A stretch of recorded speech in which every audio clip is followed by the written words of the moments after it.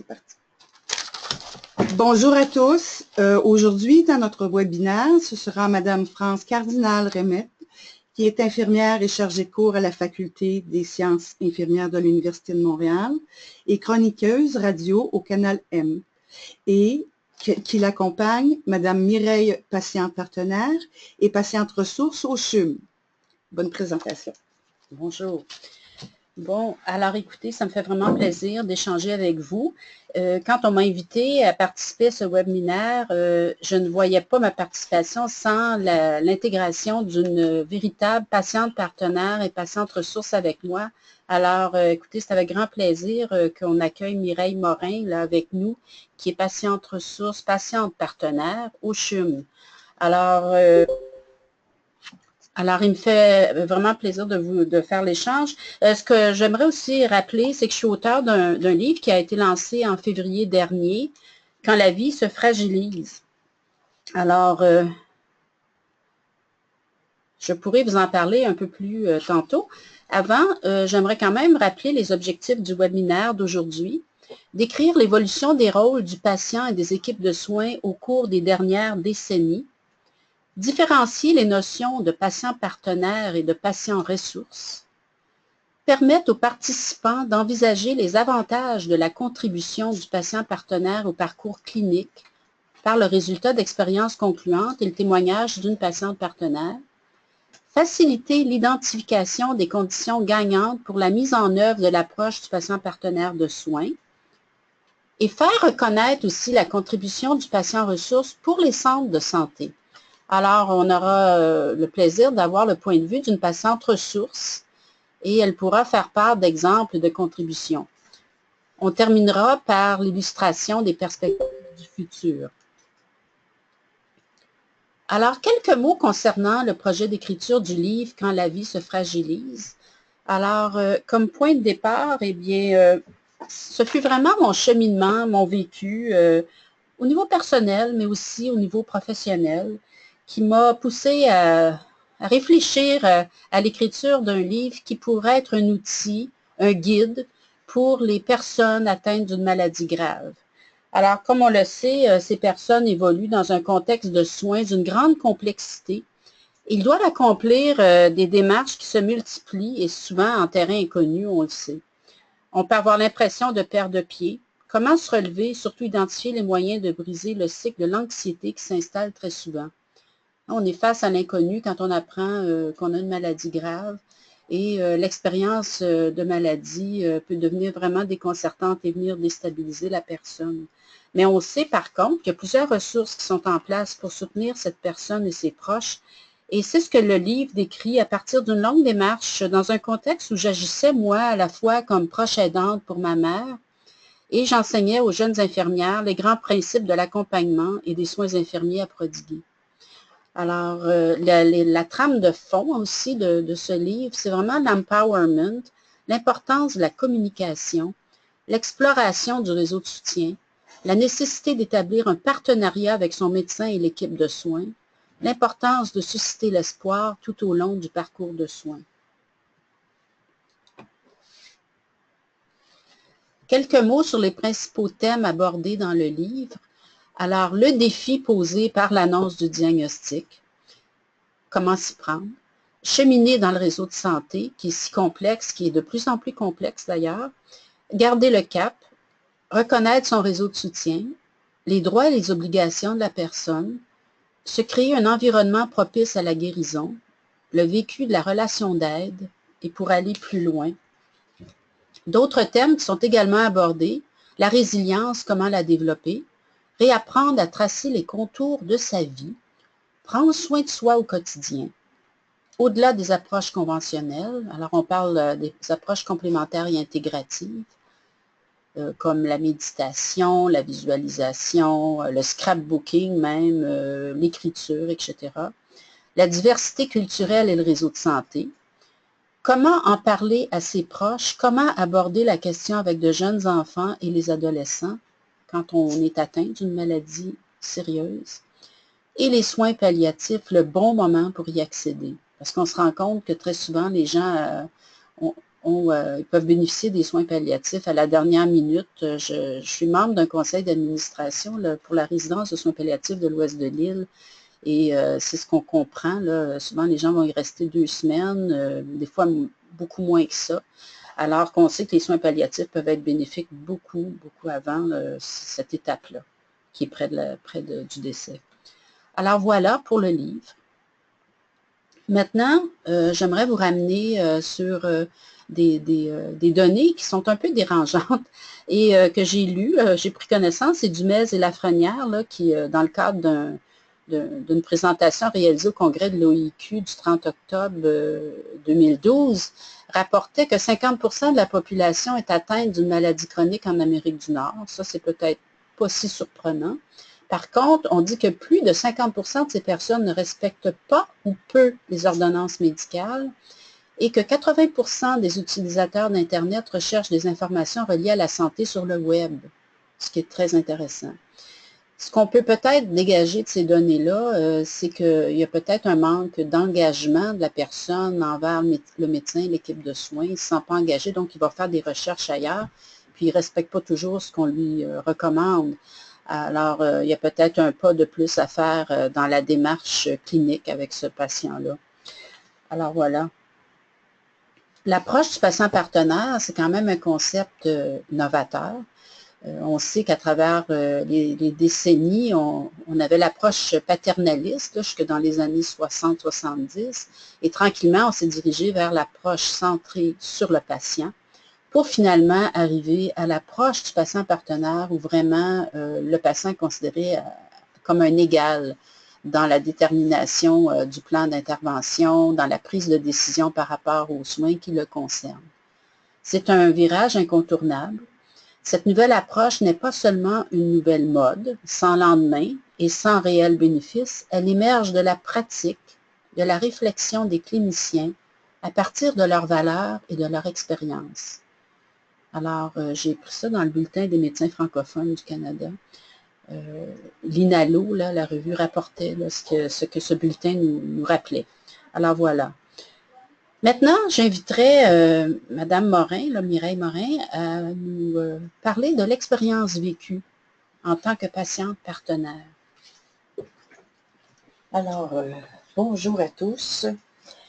Je suis une patiente partenaire au départ et qui est devenue une patiente ressource avec le temps. Alors, si on parle un peu de mon expérience en tant que patiente partenaire, au CHUM, naturellement, j'ai eu un cancer du sein en 2010, opéré en 2010, chimio en 2011 et radiothérapie par la suite. Et j'ai eu de l'Herceptin, donc ça s'est terminé, mettons, en 2012. Donc, c'est l'équipe, j'ai été opérée à l'Hôtel-Dieu et suivie à Notre-Dame. Comment ça s'est déroulé? Assez bien, vraiment. Il y a une équipe qui était autour de nous. La chimio, c'était particulier. En tout cas, moi, j'avais une vision, je posais énormément de questions, mais le lien, je l'avais surtout avec le médecin, plus qu'avec l'infirmière, parce que mon infirmière pivot est tombée malade entre-temps.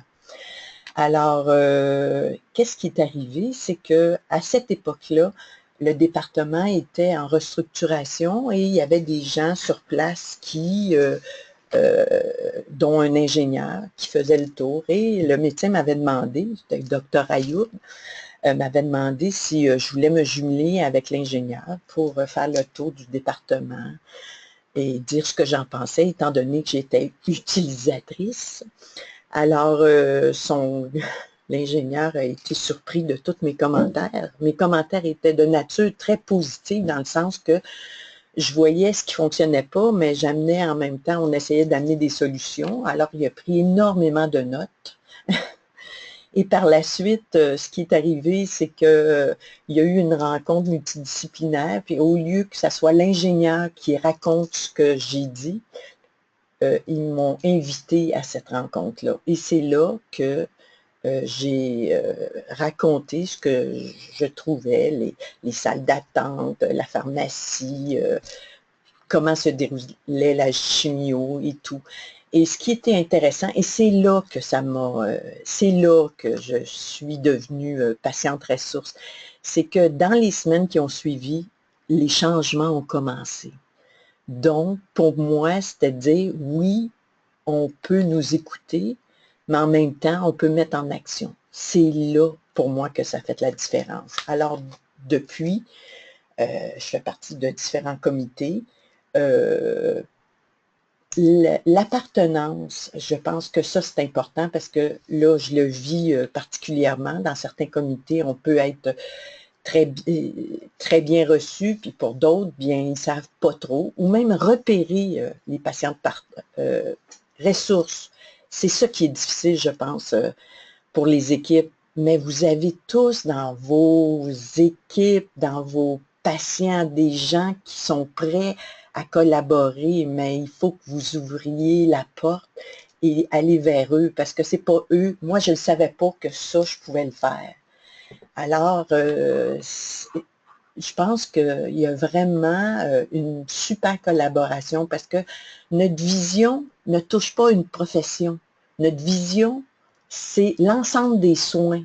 Alors, je ne touche pas juste le médecin ou l'infirmière ou la préposée. Je touche l'ensemble des professions et l'organisation du travail. Et c'est pas, comment dire, c'est pas négatif, c'est positif et c'est ce qu'on veut, nous, là, c'est retourner à la maison le plus vite possible avec la collaboration de tous. Alors, je vous dirais que c'est le premier préambule. Il me reste combien de temps, là? C'est beau. Alors, ce que je peux aussi mentionner, dans les premiers comités, ça a été difficile parce que les gens ne savaient pas trop quoi faire avec nous. C'était à peu près ça, c'était drôle. Drôle, mais en même temps, ça ne l'était pas parce que, bon, c'est nous aussi, on apprend de part et d'autre. On sait que c'est nouveau pour vous aussi, mais pour nous aussi. Et ce qu'on veut, c'est l'amélioration. Alors, depuis au CHUM, étant donné que nous sommes en construction, j'ai eu la chance de faire partie du comité des derniers 30 mètres. C'est la construction du nouveau CHUM. Et ça, pour moi, ça a été vraiment un ancrage parce que ce qu'on fait, c'est vraiment à partir de nos expériences, la construction, l'organisation du travail, ça va du service alimentaire au prélèvement, aux médicaments, et on nous demande notre avis, là, c'est vraiment, et on participe aux discussions, les chariots à cul dose, unidose, je suis là-dedans présentement, c'est vraiment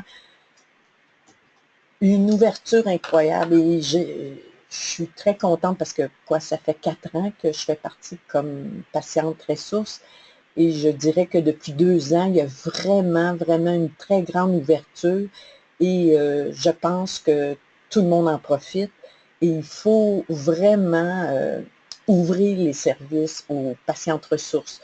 Vous allez, c'est de commun accord, vous allez grandir vraiment ensemble et on le sait, on va tous arriver un jour à l'hôpital. Et quand on voit que présentement, les conditions dans certains hôpitaux, j'étais récemment dans un hôpital et pour quelqu'un en radiographie, puis la dignité humaine, là, c'est triste, là, mais je ne veux pas me retrouver dans une chaise roulante, dans un corridor hyper achalandé, avec une petite jaquette et même pas de pantoufles, et les cheveux tout croches et les gens circulent.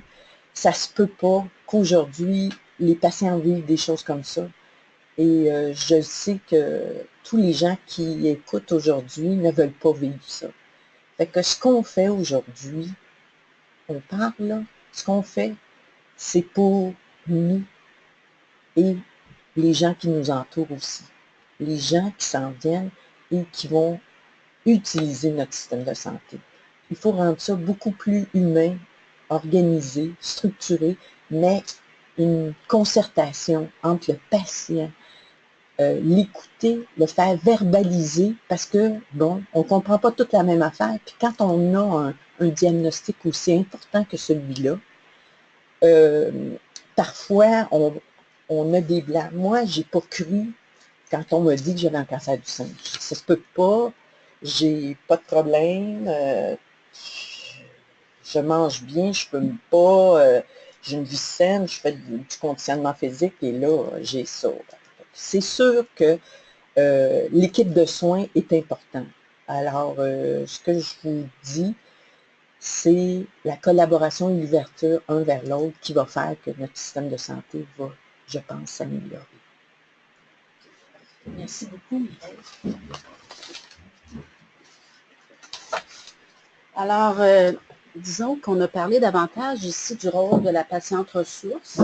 Évidemment, la patiente partenaire, c'est un concept qui je dirais, qui vient en complémentarité. Là. En fait, Mireille était d'abord une patiente partenaire. Je pense qu'elle elle a vécu beaucoup d'échanges avec son médecin, l'équipe de soins. C'est d'ailleurs pour ça qu'elle en est venue à être patiente ressource parce que c'est une personne tellement dynamique, qui a beaucoup de connaissances aussi, qui est capable d'exprimer son vécu. Alors, on sait que le vieillissement de la population est très omniprésent dans notre société. Hein, l'augmentation du nombre de maladies chroniques, la transformation du réseau, et ça agit finalement comme incitatif à modifier nos façons de penser et à offrir une gamme de soins de plus en plus exigeante en termes d'intensité, et ça pose de grands défis au niveau de leur coordination.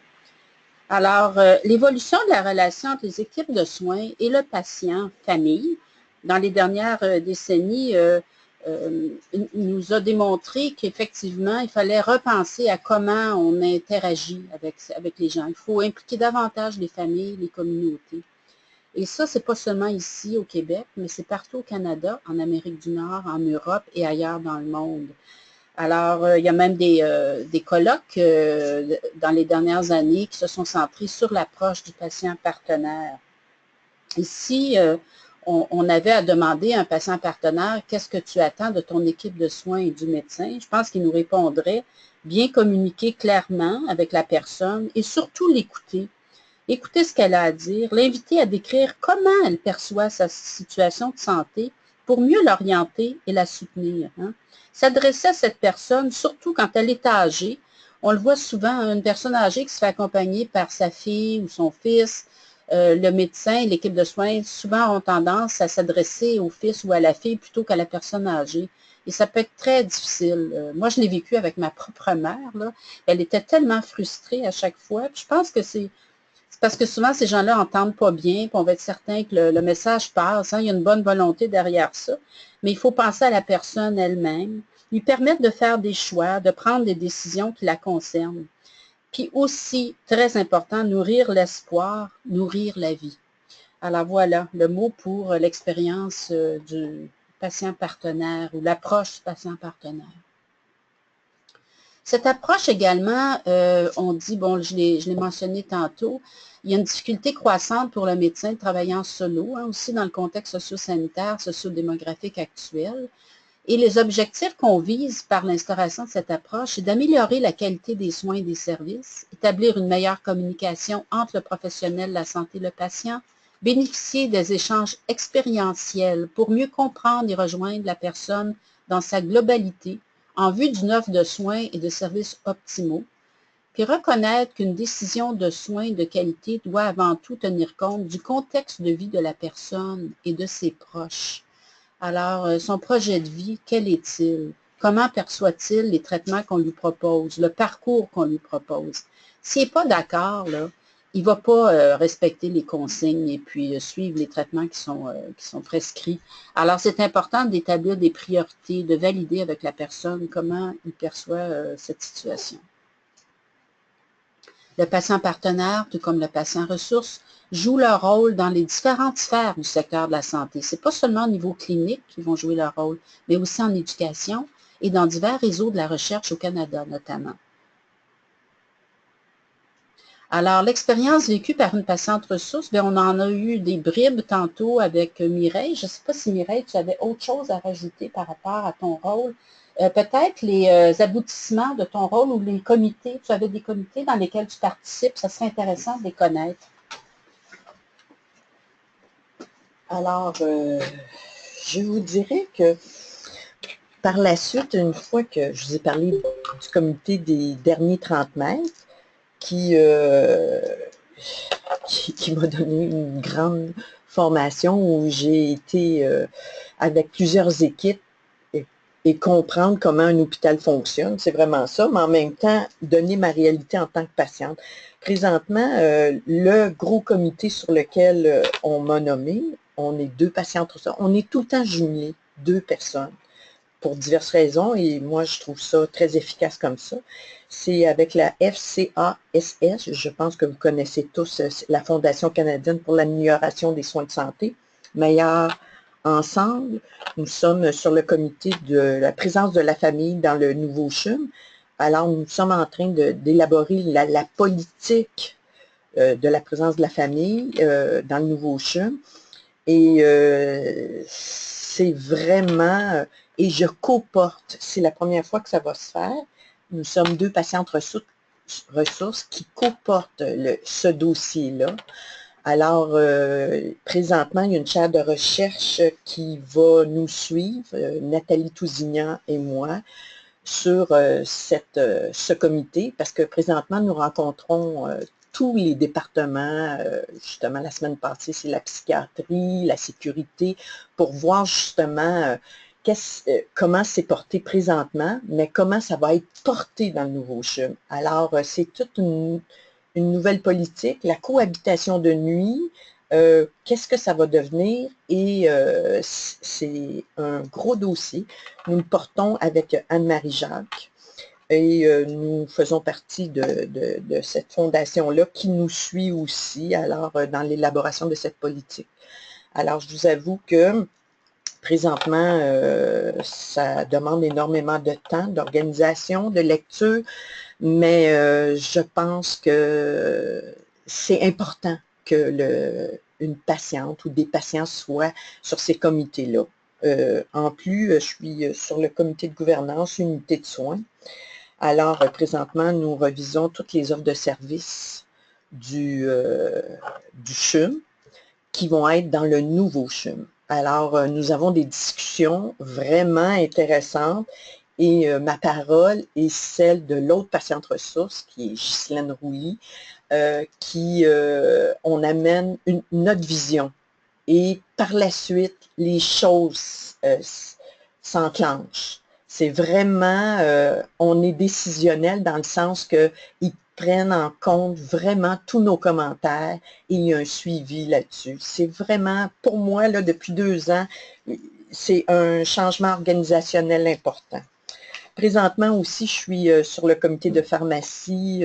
C'est vraiment, ça, c'est un comité incroyable.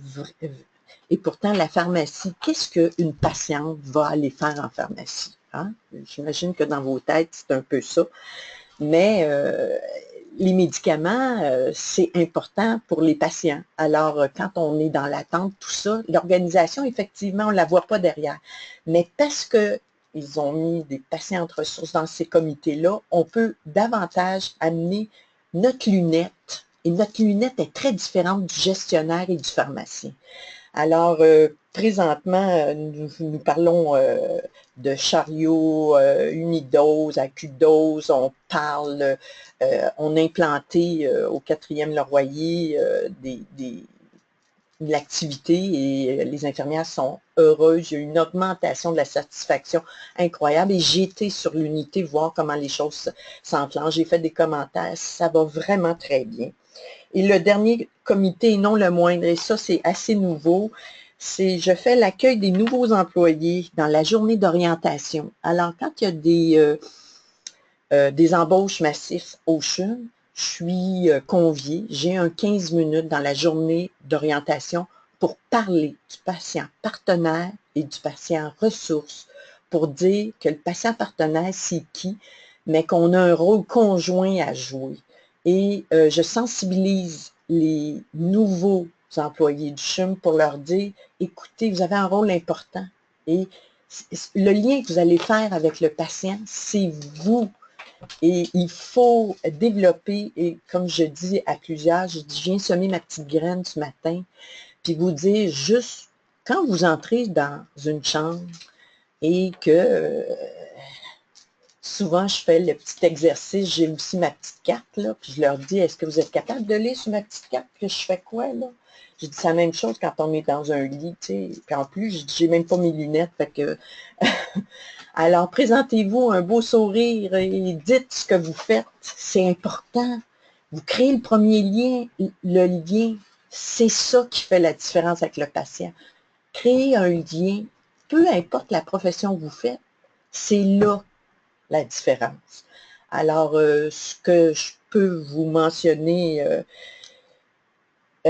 ouvrez vos yeux, vous avez des patients intéressants autour de vous, repérez-les, épaulez-les dans leurs patients partenaires, et peut-être qu'un jour, ça va devenir des patientes ressources pour vous. Je vous souhaite juste de l'ouverture. Je pense que c'est ça, de part et d'autre.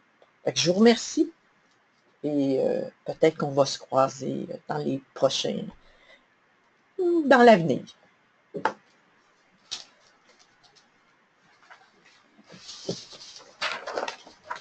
Merci beaucoup, Mireille. Alors, comment stimuler la participation et l'engagement du patient et de ses proches? Bien, c'est ici que toute l'expérience de santé de la personne prend toute sa place. Qu'est-ce qu'une expérience patient positive? Mais au fait, connaît-on vraiment ce que vit le patient, ce qu'il comprend de sa situation, de ce qu'il ressent? Comment lui annonce-t-on qu'il est aux prises avec une maladie sérieuse? Sait-il où se tourner pour obtenir des informations supplémentaires et du réconfort? Vit-il seul, de façon isolée? A-t-il un réseau autour de lui? Bien, je vais vous parler d'une petite anecdote qui m'est arrivée. Moi, j'ai vécu une situation, j'accompagnais un membre de ma famille dans un grand centre de santé de Montréal et j'attendais cette personne proche, là, ma personne proche dans la salle. Et une dame s'est tournée vers moi en me disant que les nouvelles n'étaient pas bonnes pour elle. On était dans un centre, je vous dirais un département de dépistage du cancer du sein. Et elle avait l'air tellement bouleversée. Et puis moi, j'attendais quelqu'un. Et j'ai quand même pris le temps de valider avec elle si elle avait un réseau autour d'elle. Elle m'a dit, oui, j'ai un mari, j'ai des enfants formidables. Alors, j'ai misé là-dessus pour lui redonner l'espoir, puis lui redonner un peu de force pour passer à travers cette nouvelle qu'elle venait d'apprendre. Mais j'ai vraiment senti, par contre, en même temps, qu'il y avait quelque chose d'interrompu quelque part entre son médecin et elle. C'est comme si elle avait reçu cette nouvelle-là, mais elle était restée sans moyens. Peut-être que c'est pas le cas, mais c'est l'impression qu'elle me donnait. Elle avait l'air vraiment démunie là, face à cette nouvelle-là. Et c'est ce qu'on veut pas, évidemment, hein, dans les milieux. Alors, ce n'était que le début de son chemin à elle. Alors, c'est important d'être entouré, évidemment, rassuré, puis de recevoir le soutien d'une équipe. Probablement qu'elle avait eu quand même la petite carte de l'infirmière pivot du département, mais c'est important de valider tout ça avec les personnes. Alors, voilà pour mon expérience. Je pense qu'aussi, écouter les personnes, on ne le dira jamais assez, hein, puis établir un lien de confiance, puis parler lentement aussi, avec des mots simples, faciles à comprendre, encourager que la personne soit accompagnée, encourager qu'elle pose des questions et valider avec elle tout au long de l'entretien si elle a bien saisi tout ce qu'on lui dit. Alors, voilà. Maintenant, quelles sont les conditions gagnantes à l'intégration de l'approche du partenariat de soins dans un centre de santé? Beaucoup de milieux se sont mobilisés pour intégrer l'approche du patient partenaire et même du patient ressource, mais pour les milieux qui en sont à leur premier balbutiement, qu'en est-il?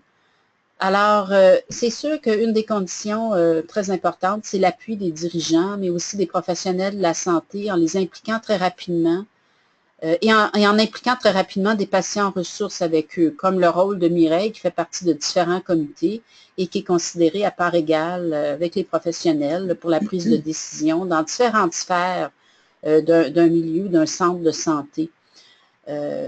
Il faut qu'il y ait une espèce de buy-in, si on veut, de l'ensemble des professionnels et des dirigeants d'une organisation, parce que si on n'a pas l'appui même de la direction générale, on ne pourra jamais avancer, ça c'est bien sûr. Aussi, il faut se définir des objectifs réalistes qu'on peut accomplir, pas aller là, dans des sphères trop grandes, mais aller dans une théorie du pas à pas. Clarifier les rôles de chacun, très important. On ne le fait pas toujours. On oublie des fois de clarifier les rôles. Identifier des valeurs communes. Les gens qui ont implanté l'approche du patient partenaire, ils sont tous assis avec les patients partenaires ou ressources qu'ils avaient ciblées. Et ensemble, ils ont défini les valeurs qu'ils voulaient mettre de l'avant. Définir des objectifs à atteindre aussi en engageant tous les professionnels impliqués, les patients ressources, et mettre des échéanciers. Hein. S'il n'y a pas d'échéancier, on peut se buter des fois à des retards importants. Bon, alors c'est sûr que c'est important. Employer des stratégies de coopération et de communication efficaces. Évaluer les succès et les éléments de réajustement. Ensuite, adopter une approche qui va au-delà du partenariat avec le patient, s'intéresser aux proches, les inclure, rejoindre aussi les communautés. Je me souviens, je travaillais en CLSC, j'étais directrice de services à domicile dans l'ouest de Montréal et on avait reçu une représentante de la communauté indienne de l'Inde qui regroupait beaucoup d'Indiens dans son organisation et qui était venue nous voir pour nous dire que cette communauté-là avait de la difficulté à aller chercher des services de santé, n'était pas toujours à l'aise et on avait conclu d'aller les rencontrer dans leur organisation pour établir des liens avec eux. Alors, c'est un peu ce qu'on veut dire par rejoindre des communautés. Ce n'est pas au centre hospitalier nécessairement à le faire. Ça peut être des organisations connexes comme les CLSC, entre autres, mais c'est important. Aussi, dans des quartiers défavorisés, on est allé s'installer pour donner de l'information pour le dépistage du cancer du sein parce que c'était une communauté qui n'allait pas aux examens de dépistage. Alors, on est allé les rejoindre de cette façon-là et on a eu un taux de succès assez important. Alors, ce sont des exemples. Prendre le temps d'écouter, de faire preuve d'ouverture envers d'autres façons d'aborder les soins, hein. Faire équipe avec les autres professionnels, puis s'intéresser aux pratiques complémentaires intégratives.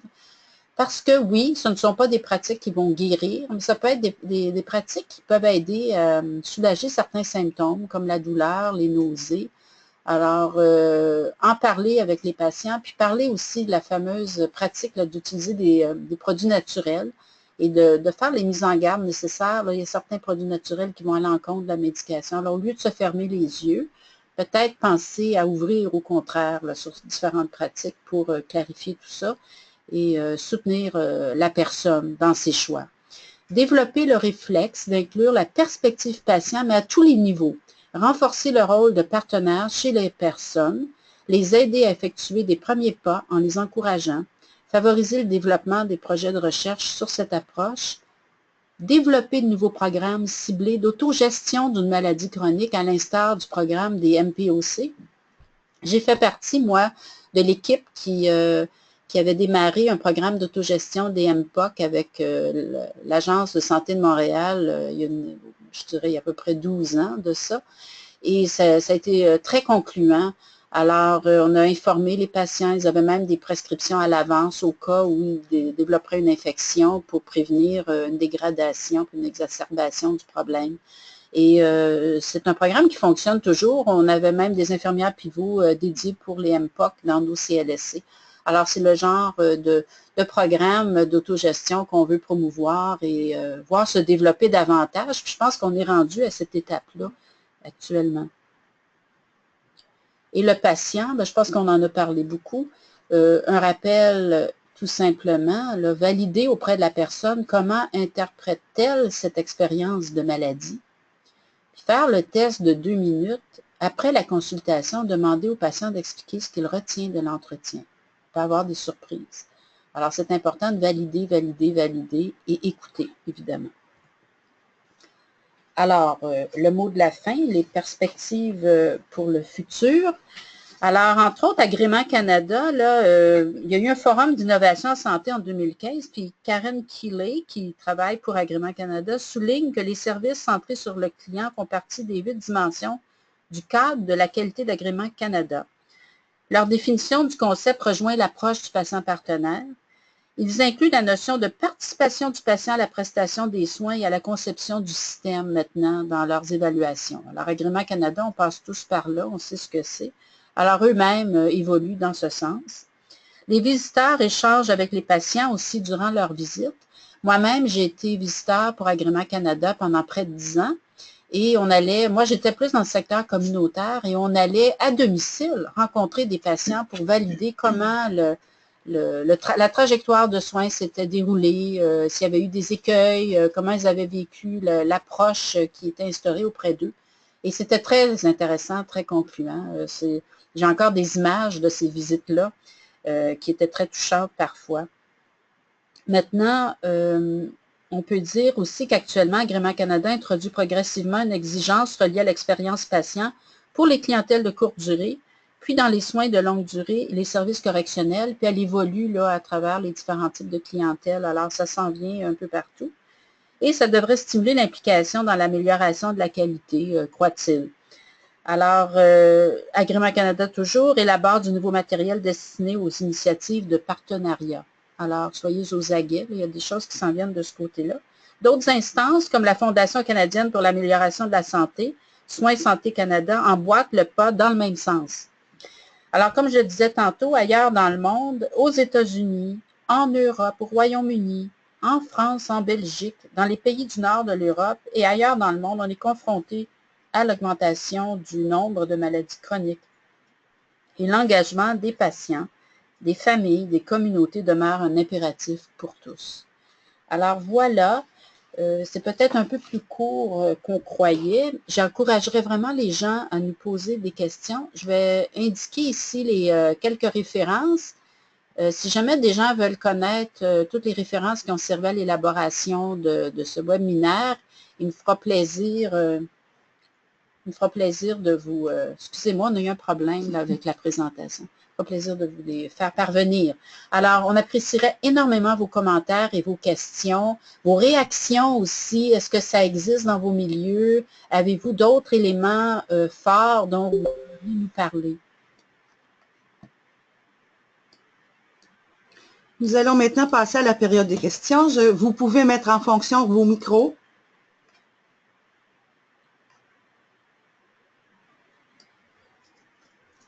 Nous attendons vos questions. Bonjour, c'est Michel Girard à l'appareil. Bonjour. J'aimerais savoir quelles ont été les premières motivations, ou en fait les motivations qui vous ont incité à devenir partenaire patient ressources. C'est quand j'ai commencé à avoir mes traitements en chimiothérapie et qu'on aborde une salle d'attente, le choc est là, dans le sens que j'avais jamais, pas jamais fréquenté un hôpital, mais un centre d'oncologie, il y a beaucoup, beaucoup de monde. C'est vraiment incroyable. Et à l'époque, comme je vous dis, 2011, des fois, on n'avait même pas de place pour s'asseoir. Puis, il y a des gens en traitement. Et quand je suis en traitement, on ne veut pas attraper le microbe des autres. C'est complexe. Alors, c'est ça qui m'a accroché. J'en parlais pas, mais en même temps, quand Dr Ayoub a ouvert la porte, je lui ai dit, écoutez, c'est sûr que c'est sûr que ma formation de base, moi j'organisais des événements, je suis dans le monde scolaire, alors je suis beaucoup dans l'organisation et la logistique des événements. Alors,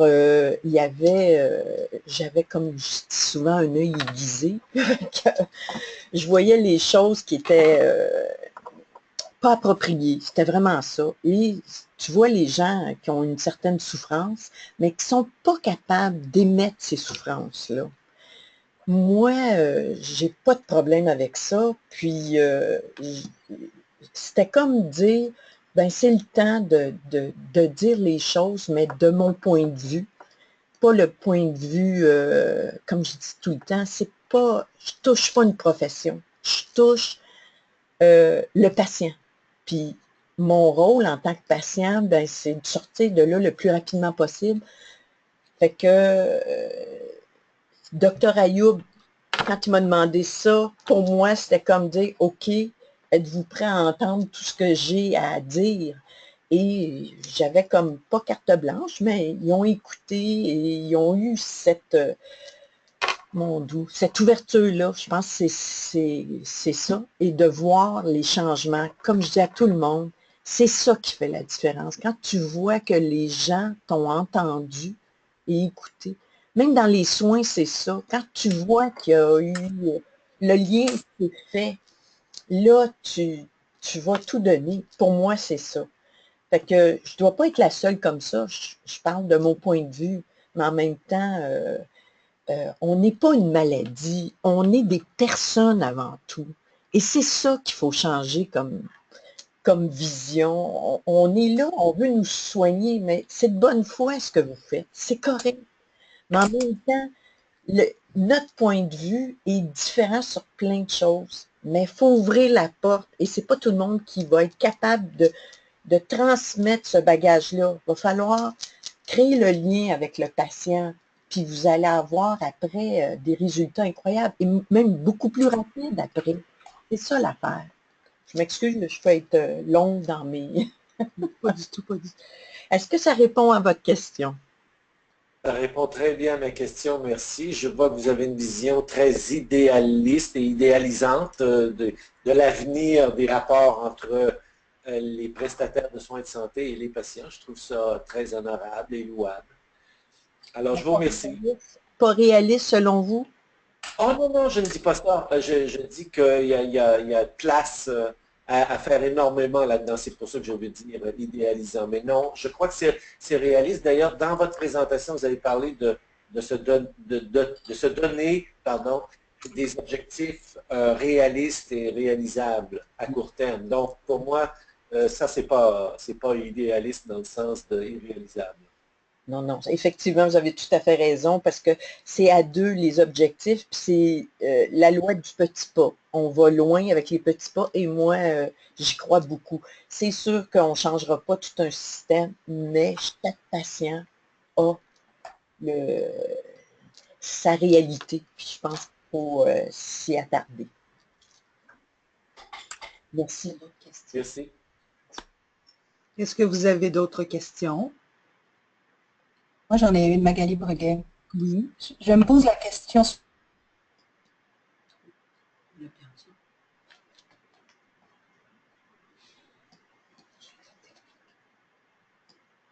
On attend toujours votre question?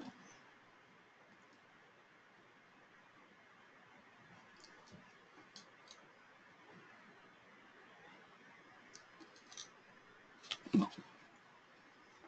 On a un petit problème d'audio. Connexion interrompue. Oh.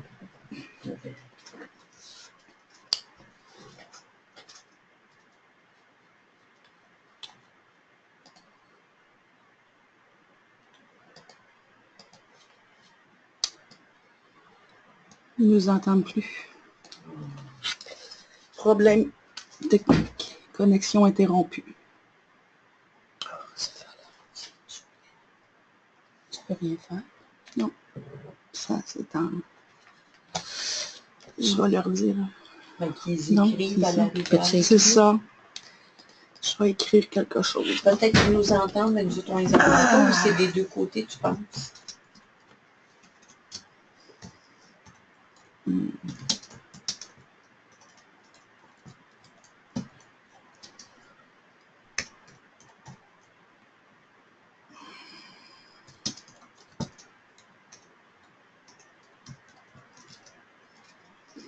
Je vois pas ce que j'écris.